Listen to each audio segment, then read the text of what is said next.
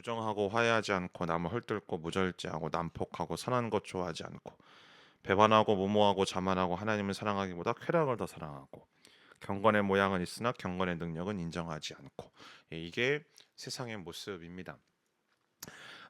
그러나 사실은 뭐 마지막 때 어떤 특정한 시간에 일어나는 어떤 일들이라기보다는 하나님을 거부하였고 또 하나님을 떠난 인간에게 있어서 계속적으로 드러나는 모습이었고, 어떻게 보면 이제 하나님과 반대되는 개념인 세상이 나타내는 이제 일반적인 모습들일 것입니다.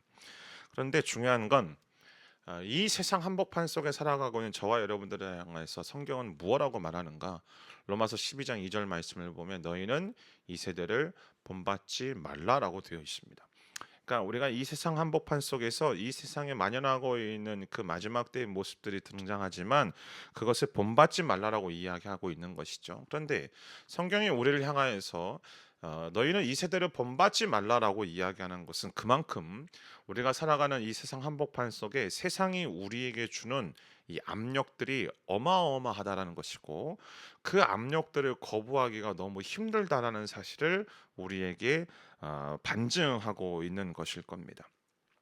우리 어떤 전통적인 믿음을 흔들려고 하는 그런 도전들뿐만 아니라 도덕적인 부분에까지 이르는 어떤 그런 부분들도 있겠지만, 그러나 사실은 우리가 경험하고 있는 것은 우리의 심령뿐만 아니라 교회 안에 깊숙하게 침투해 들어오고 있는 모든 세속주의와 또 물질 만능주의, 그리고 이 성공주의의 압력들이 너무나도 거세다라는 사실을 우리는 분명히 알고 있죠. 그러나 성경이 우리에게 끊임없이 말하는 건 그런 압력들 앞에서 반석 위에서 굳게 서라라는 것입니다. 반석 위에 집을 짓고 대장부처럼 굳게 설 것을 우리에게 이야기하고 있는 것이죠. 그러한 측면에서 바울은 디모데에게 오늘 본문에서 두 가지의 측면을 가지고 이야기를 합니다. 첫 번째 측면은 지금까지 디모데가 해왔던 삶의 모습들을 끊임없이 지속적으로 유지할 것에 대해서 권면하고 있고, 그리고 동시에 앞으로도 곧 이제 앞으로 다가올 우리의 삶 속에서도 충성스러운 상태에 있으라라고 말하는 것이죠. 자, 10절 말씀 함께 읽습니다. 시작. 너는 내 가르침과 행실과 의향과 믿음과 오래 참음과 사랑과 인내를 본받으라라고 되어 있죠. 바울은 디모데가 자신의 행실과 의향과 믿음과 오래 참음, 사랑과 인내를 본받았다라고 말합니다. 당연한 것입니다. 왜냐하면 디모데는 바울의 영적인 아들, 곧 제자이기 때문에 그렇다라는 것이죠. 말씀드렸지만 이 당시 예수님 시대 때의 제자와 스승의 관계는 오늘날에 우리가 익숙하게 알고 있는 제자와 스승과의 관계는 본질적으로 다릅니다. 오늘날의 제자와 스승의 관계는 단순히 어떤 학문적인 부분들을 배우고 습득하는 것, 지식적인 부분들을 배우고 습득하는 것이 전부이겠지만, 당시의 제자와 스승과의 관계는 스승의 모든 것들을 본받는 것입니다. 그러니까 스승이 가지고 있는 학문적인 것뿐만 아니라 어떤 스승의 이또 언어, 습관, 행동, 양식, 라이프 스타일, 인간관계 속에서 어떻게 행하고 있는가에 대한 모든 부분들을 본받고 답습하는 것이 제자의 모습이었습니다. 때문에 당시의 제자와 스승과의 관계는 거의 함께 같이 살아가는 공동체 생활을 할 수밖에 없었던 것이죠.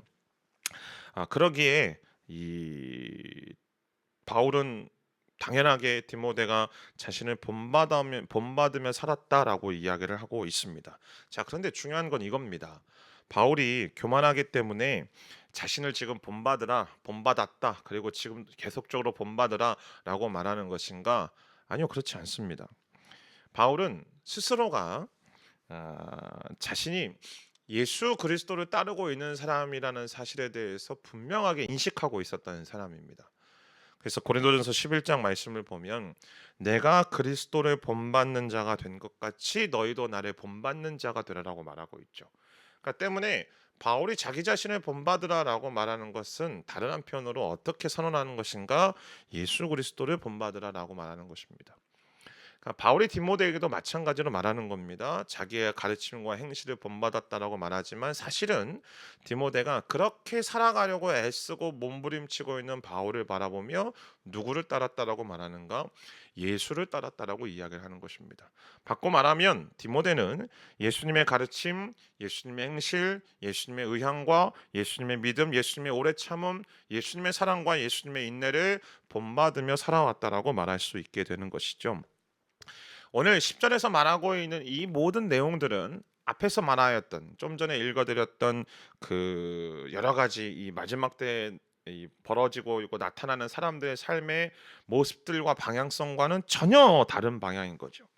그들은 자기를 사랑하고 돈을 사랑하고 쾌락을 사랑하는 사람들이지만 그래서 자신의 어떤 개인적이고 인간적이고 육적인 충동에 빠져서 살아가는 사람들이지만 바울뿐만 아니라 디모데 역시 예수님의 가르침, 예수님의 모범을 따르고 살았다라고 오늘 바울은 말하고 있는 것입니다.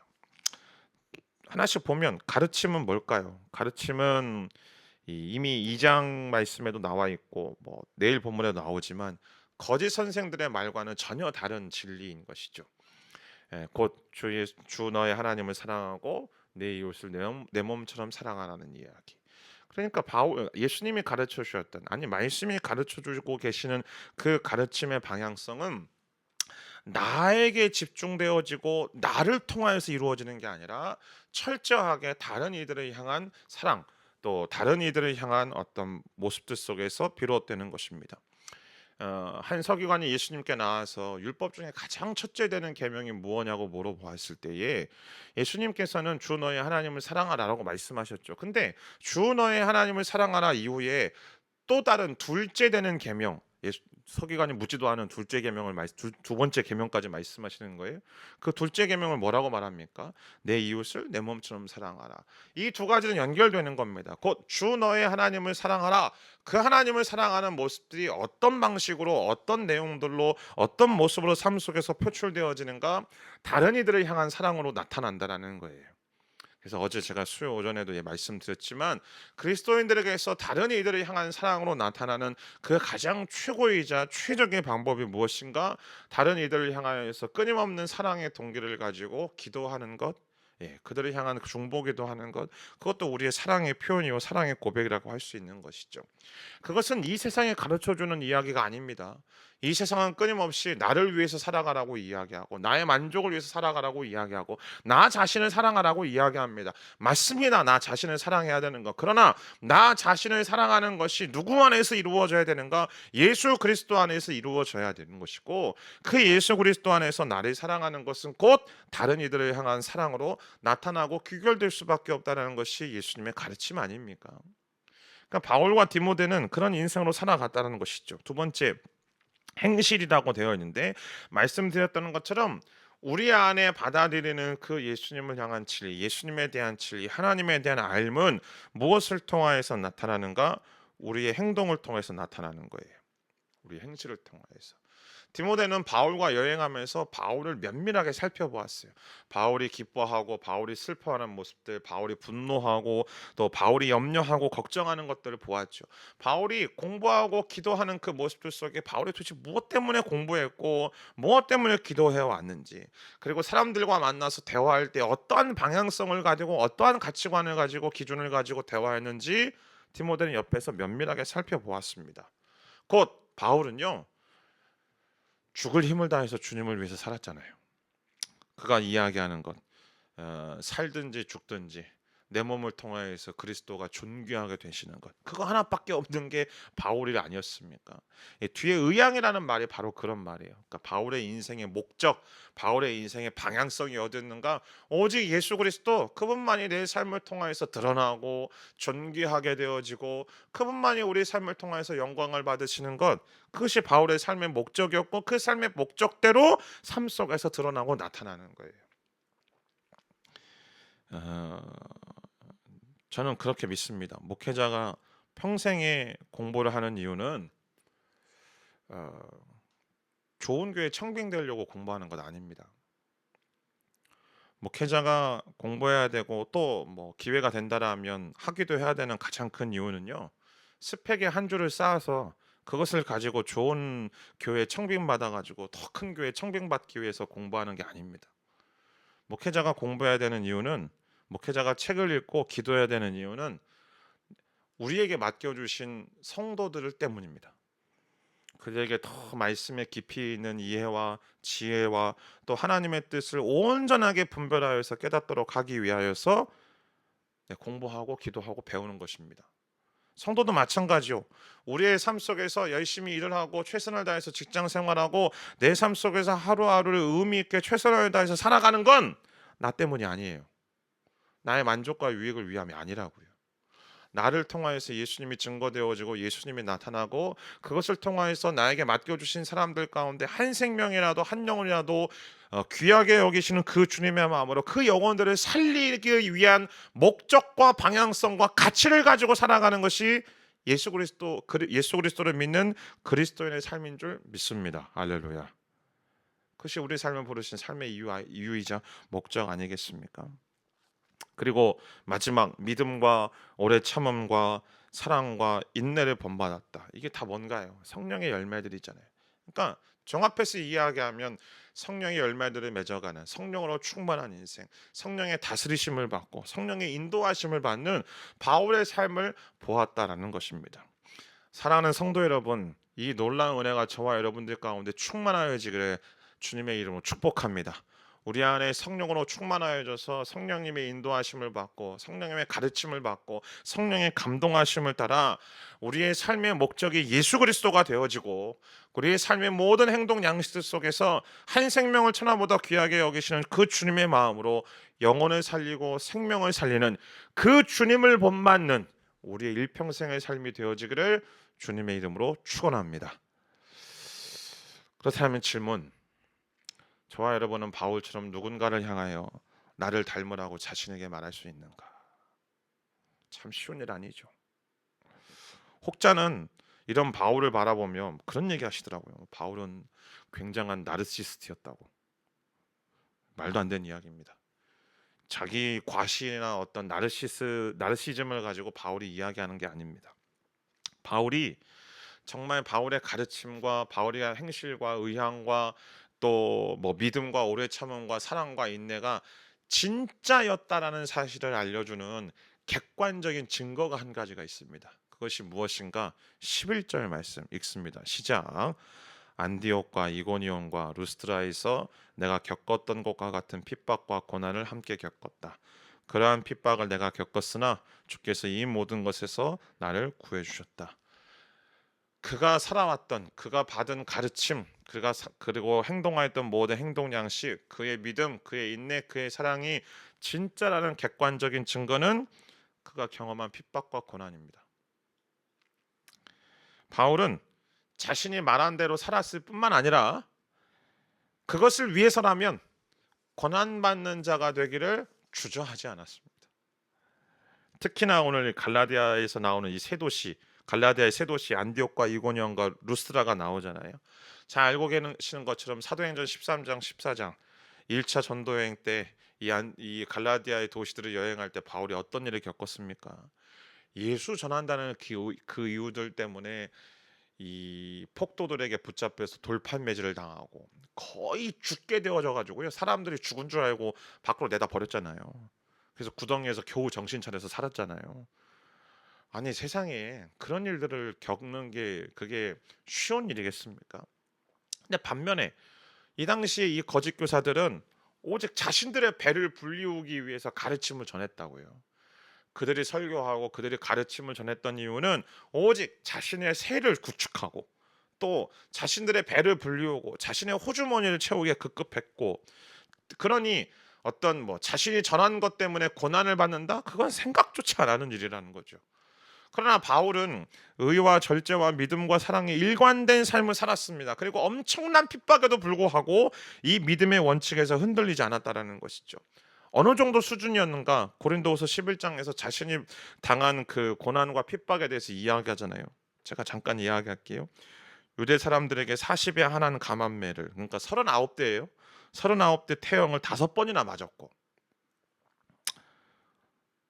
3번 채찍으로 맞았고 돌로 맞고 배 타고 가다가 3번이나 배가 파손됐고, 밤낮 꼬박 하루를 밤낮에 다 바다에서 헤맨 적도 있고, 수차례 여행해서 강도 위험, 그리고 유대인들이 위협하고 이방 사람들이 위협하고, 도시를 가도 위험하고 광야를 나가도 위험하고 바다로 나가도 위험하고, 그리고 복음을 전하는 수고와 배고픔과 자, 자지도 못했고, 늘 목말랐고 굶주렸고 추위와 헐벗음 가운데 지냈고.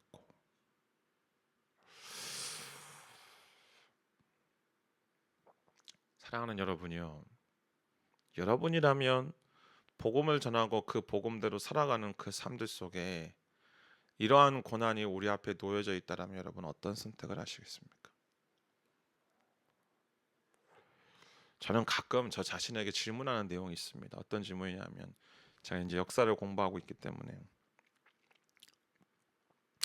만약 내가 그 일제치하에서 또 6.25 전쟁 그 한복판 속에 우리 신앙의 선배들이 경험하였던 그 어마어마한 고난 앞에 내가 직면하고 있을 때 나는 어떤 선택을 할 수 있을까라는 질문. 여러분, 오늘 바울이 이야기하고 있는 이 고난을 받는다라는 것은 어떤 특별한 사람, 바울이나 주기철 목사님이나 손양원 목사님이나 아니면 예수를 믿고 죽어갔던 재학리 그 교회 사람들, 그들만의 전유물이 아니라는 사실을 우리는 발견하게 됩니다. 12절 말씀 보십시오. 12절 보면 오늘 성경이 분명하게 얘기하고 있죠. 그리스도 예수 안에서 경건한 삶을 살고자 하는 사람들은 모두 핍박을 당할 것이다. 이게 현실이에요. 이게 정상적인 일이라고요.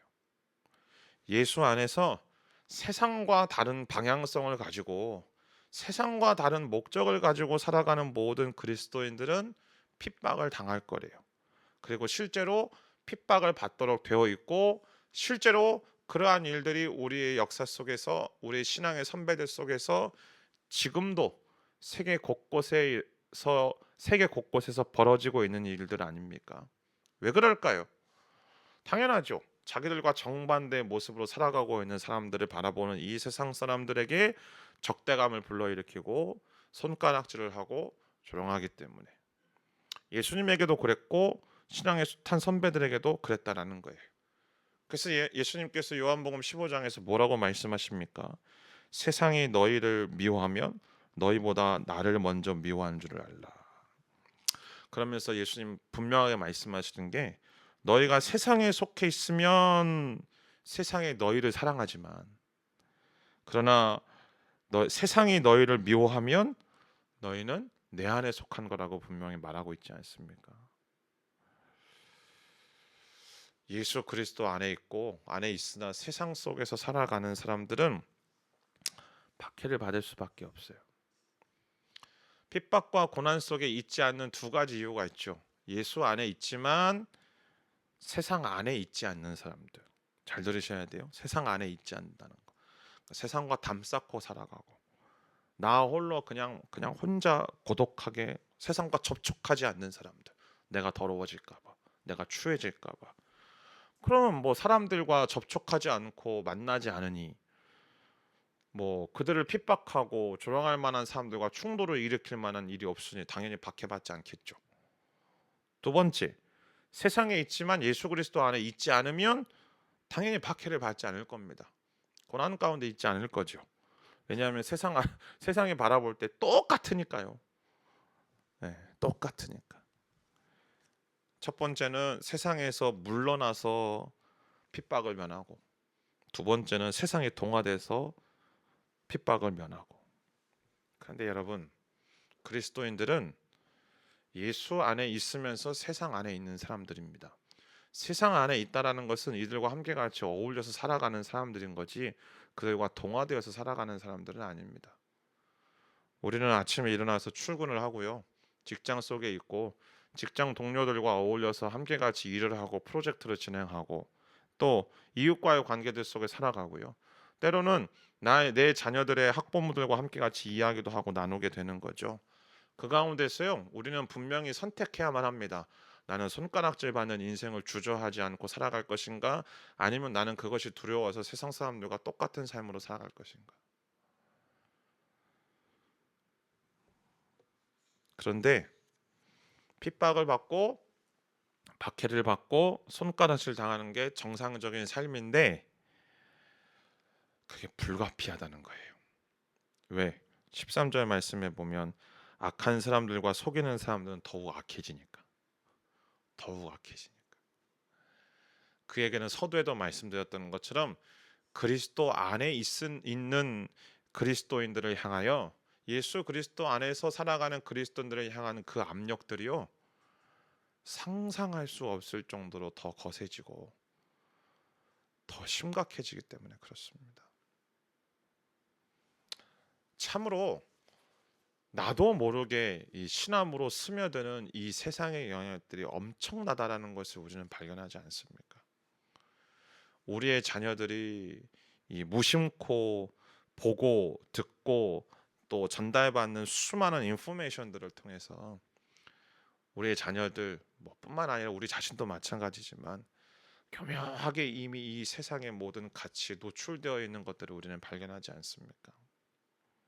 때문에 이런 압력과 위협 속에서 우리 마음을 지키고 우리의 생각을 지킬 수 있는 유일한 방법을 오늘 성경은 우리에게 제시하고 있습니다. 14절부터 17절까지 말씀 함께 읽습니다. 시작. 그러나 너는 배우고 확신한 것 안에 머물러라. 너는 그것을 누구에게서 배웠는지 알고 있다. 또 너는 어려서부터 성경을 알고 있다.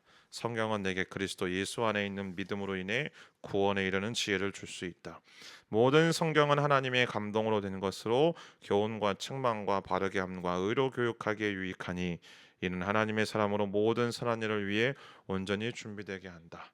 결론처럼 얘기하는 건 이런 핍박과 이런 조롱과 손가락질 더욱더 거세지는 이 세상의 압력 앞에 우리 자신을 지키고 더욱더 예수 안에서 예수를 누리며 그분의 생명을 누리며 이 세상 안에 살아가지만 동화되지 않고 살아갈 수 있는 유일한 방법이 무엇인가? 말씀 안에 있으라는 것입니다. 말씀 안에. 왜 말씀 안에 있으라고 말하는가? 그 말씀이 16절 하나님의 감동으로 된 것이기 때문에 하나님의 감동으로 된 그 말씀이 우리로 하여금 15절 믿음에 이르는 그리고 구원에 이르는 지혜를 주는 것뿐만 아니라 17절 우리로 하여금 하나님의 사람으로 모든 선한 일을 온전히 준비되도록 하기 위하여서 16절 우리를 교훈하시고 책망하시고 바르게 하시고 의로 교육하신다라는 겁니다. 한꺼번에 다 알겠어요. 때문에 우리는요 하나님의 말씀을 가까이 하고 하나님의 말씀을 가까이 한다는 것은 단순히 문자로 이해하라는 이야기가 아니라 그 말씀을 하시는 살아계신 하나님을 경험하고 만나고 누리라는 사실입니다. 사랑하는 성도 여러분, 오늘도 저와 여러분을 지탱해주는 힘은 말씀하시는 하나님이신 줄 믿습니다. 이 5m, 10m 집채만한 그 파도를 유려하게 이 서핑하는 서퍼들에게 있어서 가장 중요한 건 균형 감각이죠. 그 균형감과 어떻게 그 얇은 보드판 위에서 자기 자신을 균형을 맞추는가, 밸런스를 맞추는가.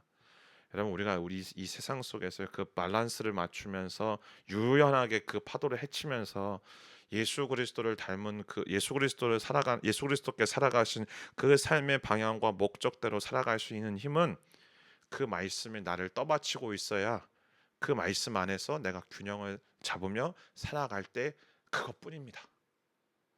주님의 이름으로 축복합니다. 말씀으로 채워지고 말씀으로 충만하고 그 말씀이 우리를 붙잡음을 통하여 오늘도 저와 여러분을 부르신 이 세상 한복판 속에 세상에 정복당하지 않고 비록 세상은 나를 향해서 손가락질 할지는 모르겠지만 나를 조롱할지는 모르겠지만 나를 향하여서 핍박과 고난을 가할지는 모르겠지만 담대하게 당당하게 이 세상에 맞서 싸우는 참다운 그리스도의 용사로서 살아가는 저와 여러분의 인생 되어지기를 주님의 이름으로 축원합니다. 기도하겠습니다.